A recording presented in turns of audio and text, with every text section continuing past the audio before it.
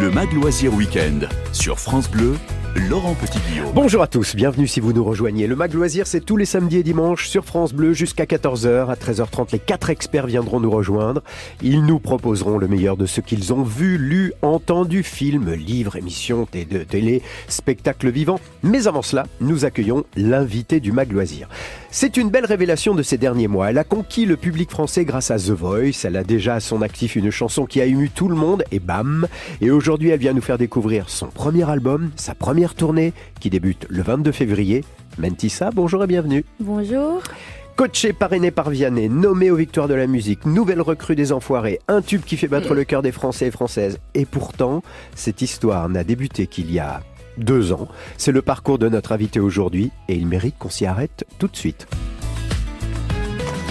Alors, c'est vrai pour nous, Mentissa, 2 ans, parce que février 2021, tu débutes la 10e saison de The Voice sur TF1. Oui. On te découvre, tu es parmi les prétendantes à la victoire. Quand tu arrives sur cette émission, je me dis, mais ça doit être terrible dès le premier soir, quand on rentre sur scène. Toi, tu arrives dans quel état d'esprit? Tu t'en souviens? Oui, je me rappelle très bien. J'étais assez stressée quand même parce que je me disais en fait, en même temps, quelque chose peut se passer et en même temps, en fait, t'essaies de te rassurer et te dire bon, en fait, c'est qu'un jeu et tout va bien et t'essaies de pas trop te mettre d'idées dans la tête. Mais j'étais quand même stressée parce qu'en plus, j'étais pas seule, je venais avec mon meilleur ami. Donc, j'avais un peu l'impression que je portais mon stress de me dire oh, j'aimerais beaucoup quand même faire partie de l'aventure parce qu'en fait, on sait pas, si ça se trouve, on a aucun fauteuil qui se tourne et puis j'avais son stress à lui parce que je me disais ah, mais lui aussi il doit passer. Donc, je rappelle que c'était une soirée quand même riche en émotions. On peut le citer, le fauteuil s'était retourné pour lui? Oui, les 4 fauteuils s'étaient retournés également pour Youssef, ouais. Bon, et grâce à cette émission, évidemment, le public ensuite découvre ta première chanson un petit peu plus tard, bien sûr. C'est un cadeau de Vianney, ton coach, et tout le monde, depuis, connaît cette chanson.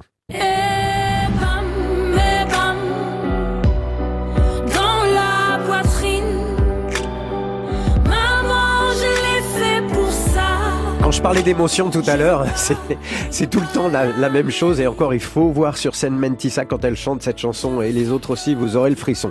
Bon, c'est vrai, on va dire que tu n'étais pas vraiment une débutante quand tu arrives sur The Voice en France. Tu avais déjà gagné The Voice Kids en Belgique, ton pays d'origine.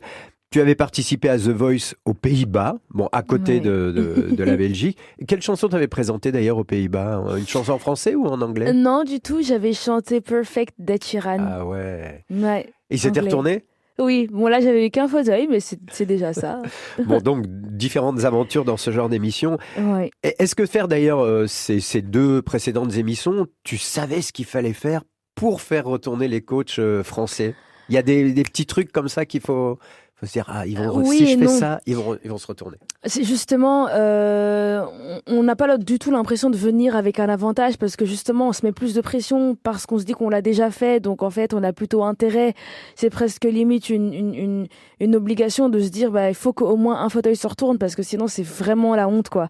Donc c'est plus ça qu'on se dit plutôt que de se dire, je suis avantagée parce que je sais comment ça marche. Et puis, ce qui m'a vachement étonnée, c'est qu'en fait, j'ai fait 3 émissions, en effet, le même concept, mais je les ai pas du tout vécues de la même manière. C'est-à-dire que The Voice aux Pays-Bas et The Voice France, c'était pour moi pas du tout la même expérience ni la même aventure parce que c'était une autre ambiance, une autre énergie. Et puis non, je me suis pas dit que je savais ce qu'il fallait faire pour faire retourner les chaises. Je me suis plutôt dit que j'allais surtout en profiter et être moi-même. Chose que j'avais peut-être moins fait quand j'avais fait The Voice aux Pays-Bas. J'avais un peu plus peur. Et là, The Voice France, je me suis dit, en fait, quoi qu'il se passe, j'ai envie de repartir sans regret. Et la seule manière pour moi de repartir sans regret, c'est d'être à 100% toi-même. Parce que s'il y a une chose qu'on pourra jamais te reprocher, c'est ta vérité à toi, je pense. En tout cas, moi, je me dis que pour avoir autant d'aplomb, oui, tu en as, d'assurance, autant de bonnes raisons pour faire ce métier d'artiste, pour avoir autant de sérieux professionnel, je peux le prouver.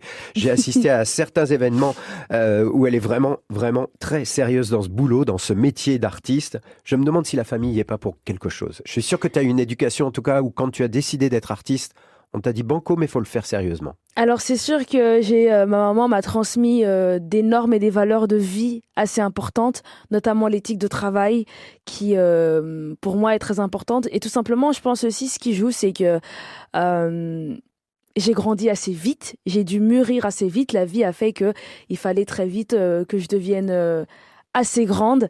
Et je pense que ça joue dans le fait que du coup, pour moi, c'est pas de la rigolade. Je prends ce travail très au sérieux et je pense que en fait, je me dis tous les jours qu'il y a tellement de personnes qui rêveraient d'être à ma place. C'est ça aussi. Je sais que c'est un métier où il y a beaucoup d'appelés mais peu d'élus. Que je me dis, j'ai cette chance-là de faire partie des gens qui vivent de leur passion. C'est pas de la rigolade. Et il faut respecter aussi. Pour moi, c'est ça et c'est ça qui fait que, en effet, j'essaie de faire toujours preuve de beaucoup de professionnalisme et de reconnaissance parce que je sais ce que j'ai dû faire pour en arriver là aussi. Ah ouais, c'était difficile, c'était un parcours difficile ou la famille t'a aidé justement? La famille peut pas vraiment aider. Dans mon cas, on pouvait pas vraiment m'aider parce qu'on n'avait pas vraiment de contact dans le monde de la musique. Je suis la seule personne dans ma famille qui chante, donc il y a personne en fait qui pouvait même me conseiller. Ceci dit, en me disant oui, fais peut-être ça ou pas ça. Donc ça a été un parcours assez laborieux avec beaucoup de hauts et de bas. J'ai commencé tôt parce que mon premier concours, je l'ai fait à 14 ans, The Voice Kids en Belgique, et je l'ai gagné. Et tout de suite, quand on gagne, on se dit ouais, ça y est, ma vie va changer, va se passer plein de trucs. Et puis tout de suite, tu te confrontes à la réalité et à la dureté, je trouve, du monde de la musique où en fait il se passe rien du tout. Et tu te dis ah ok, tu te prends directement un premier mur à 14 ans. Et ce sont plein de petits événements en fait de ce genre-là qui ont fait que j'ai très vite grandi et j'ai très vite compris que la vie c'était pas que les roses, quoi. J'ai compris, bravo. Voilà. L'aventure The Voice t'a permis de rencontrer Vianney. Il était ton coach. Il t'a ensuite composé Et Bam pour la finale. Et l'album aujourd'hui, il est là. On découvre l'un des titres sur France Bleu. Ça s'appelle Balance. Dis-le-moi, combien cette fois de kilos en trop? Balance-moi ce que je sais déjà au fond de ma peau. Toi qui sais que je m'affame pour un chiffre de larmes qui n'est jamais comme il faut. D'en bas tu me regardes, tu ris de moi, tu me nargues. C'est pas beau. Balance-moi, balance tout, j'ai libéré le poids qui pesait lourd sur le cœur, qui m'empêchait d'être belle, qui m'empêchait d'être moi. Balance-moi, balance tout, j'ai libéré le poids qui m'empêchait d'être belle, qui m'empêchait d'être moi. J'ai maigri, j'ai dit oui ça va, mais ça allait toujours pas. Drôle de vie, on n'est jamais assez bien avec soi. Toi qui es là, qui me parle, qui me juge coupable, qui m'en met plein le dos. D'en bas tu me dévisages, tu voudrais que je reparte avec la peau sur les os. Balance-moi, balance tout, j'ai libéré le poids qui pesait lourd sur le cœur, qui m'empêchait d'être belle, qui m'empêchait d'être moi. Balance-moi, balance tout, j'ai libéré le poids qui m'empêchait d'être belle. Mais plus j'avance dans les âges et plus je me déleste. Ce n'est que mon plumage, que veux-tu que je laisse? Que veux-tu que je fasse? Ça sera jamais assez. Maintenant quand ça va pas, je me dis que ça va passer.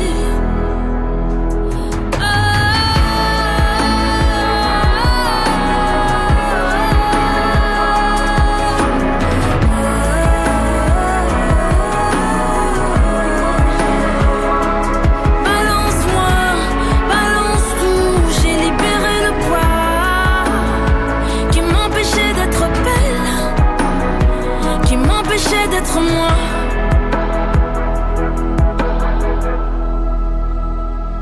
Balance, c'était Mentissa sur France Bleu. France Bleu, le Mag Loisir Week-end. Un extrait de La Vingtaine, le premier album de Mentissa. Tu as coécrit la plupart des textes de cet album. Alors je crois avec, il y en a de Vianney, Vincha, Oui.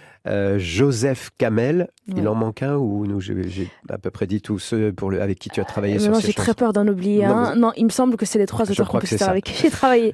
Mais Oui. tu as coécrit ces textes et ça se sent. Tu as, je crois, la volonté de te confier, de passer des messages. Dans cette chanson Balance, tu écris, je vais citer, « Mais plus j'avance dans les âges et plus je me déleste. Ce n'est que mon plumage. Que veux-tu que je laisse? Que veux-tu que je fasse? Ce sera jamais assez. Maintenant, quand ça va pas, je me dis que ça va passer. Il reste beaucoup. Alors, on l'a compris, cette chanson, La Balance, c'est une histoire de poids, Ouais. d'image de soi, d'image de soi-même. Il reste encore beaucoup de choses à faire pour parler de ce genre de problème et t'engager dans une chanson. C'est aussi ce que tu as envie de faire grâce à ce métier? Bien sûr, tout simplement parce que je pense que j'aurais aimé, moi, en étant un peu plus jeune, tomber sur ce genre de musique, en fait, où on me le dit qu'en fait, il n'y a pas de souci et qu'en fait, les standards de beauté, en fait, c'est vraiment très individuel et ce que tu aimes, en fait, c'est quelque chose de vraiment subjectif finalement. Et moi, ça a été compliqué et je pense ne pas être la seule à vivre ce genre de complications avec l'image qu'on a de soi-même. Et en fait, je pense que cette chanson, j'en avais besoin, Ouais, moi, déjà ouais. dans un premier temps. Égoïstement, j'avais besoin d'écrire sur cette expérience-là parce que c'est une expérience qui m'a tellement pourri la vie. Et je me suis dit, si en plus par la même occasion, je peux aider d'autres personnes, Mm. parce que c'est aussi ça pour moi, être une artiste, c'est vraiment aider les personnes au quotidien.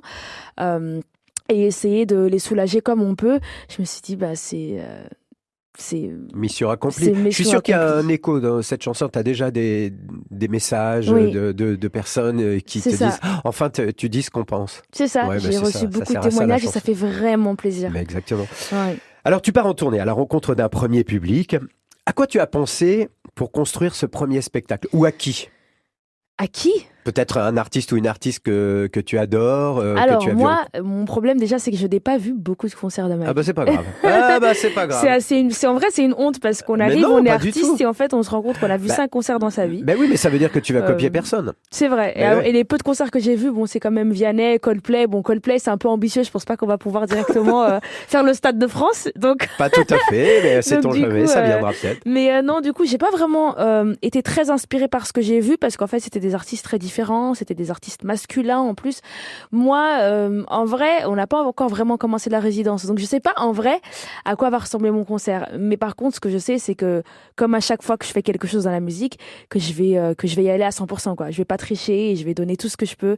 Et même déjà en termes de déco et en termes de lumière, j'avais déjà plein d'idées. Ah bah tu vois. Et plein d'idées, il faut voir si elles sont réalisables, bien évidemment.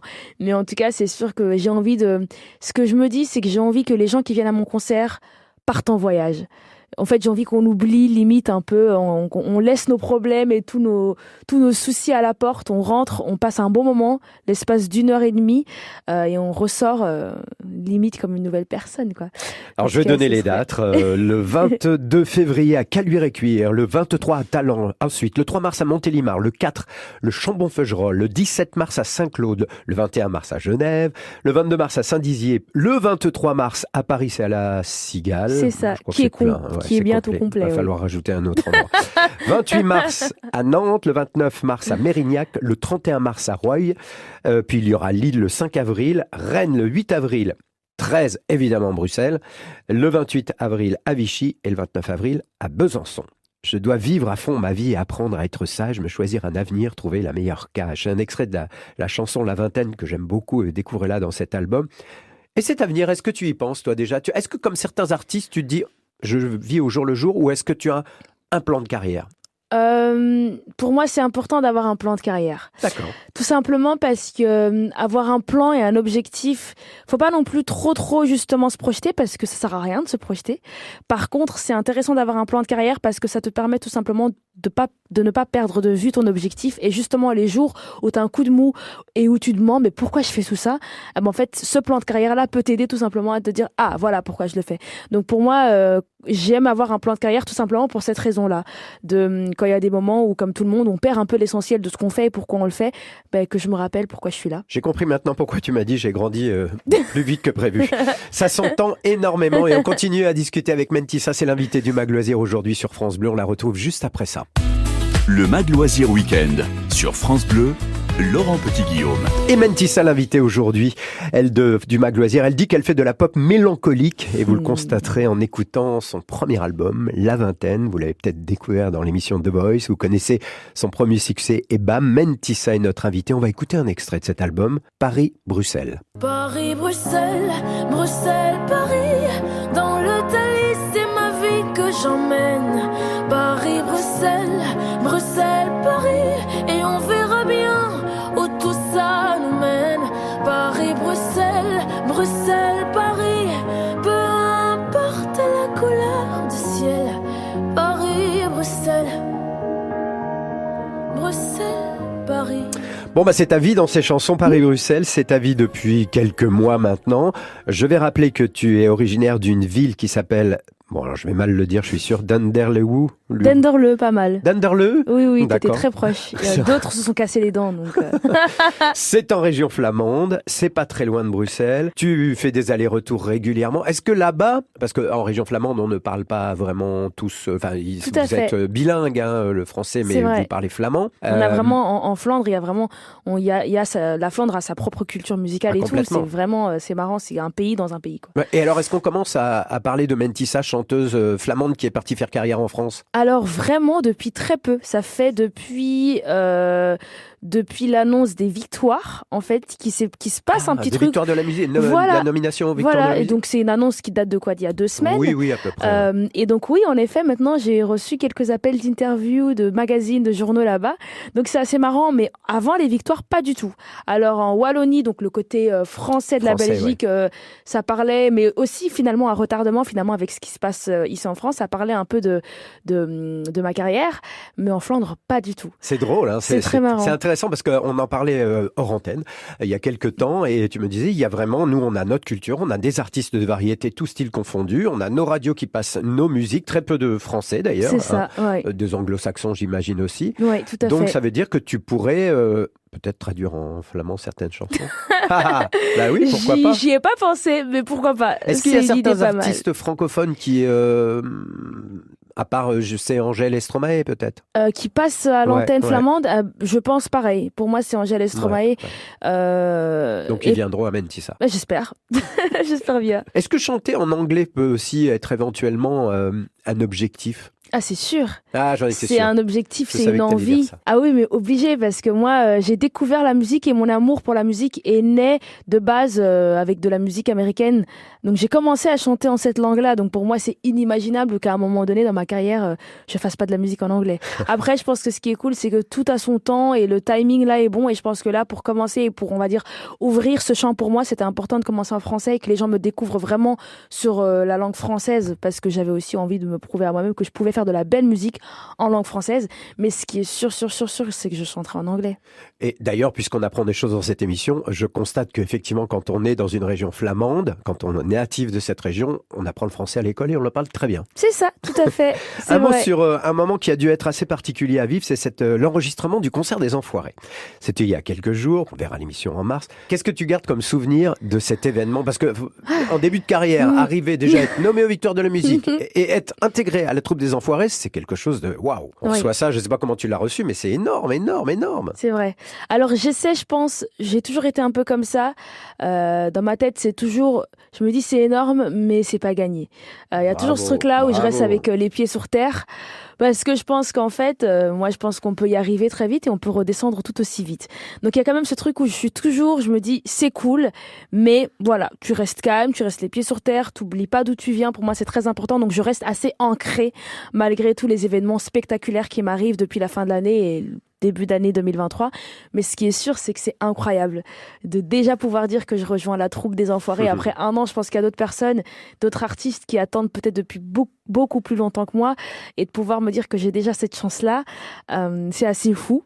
Après, je crois aussi au destin et je me dis que si j'y étais cette année, c'est que je devais y être, tout simplement. C'était écrit, et l'engagement, je suis sûr que tu es quelqu'un qui s'engage beaucoup, donc on n'oublie pas que les Enfoirés, c'est s'engager pour les Restos du Cœur. C'est ça. Donc ça a dû faire aussi partie de cette volonté d'aider encore à ta façon les autres. Tout à fait. En chanson et autrement. Voilà, La Vingtaine, c'est le titre de l'album, le premier d'une longue série, c'est ce qu'on espère vraiment, c'est ce qu'on lui souhaite. Soyez curieux, soyez curieuse, écoutez cet album, vous n'aurez qu'une envie ensuite, c'est d'aller voir et entendre sur scène Mentissa. Ça tombe bien, elle part en tournée du 22 février au 29 avril, pour l'instant je suis sûr que ça va être prolongé. Toutes les dates sont sur son site mentissaofficiel.com. Croyez-moi, vous allez vivre une belle soirée en allant voir Mentissa sur scène. Merci d'être passé aujourd'hui sur France Bleu. C'était un plaisir, merci beaucoup. Et à bientôt. À bientôt. Dans un instant, la suite du Mag Loisir avec la sélection des 4 experts. On est ensemble jusqu'à 14h sur France Bleu.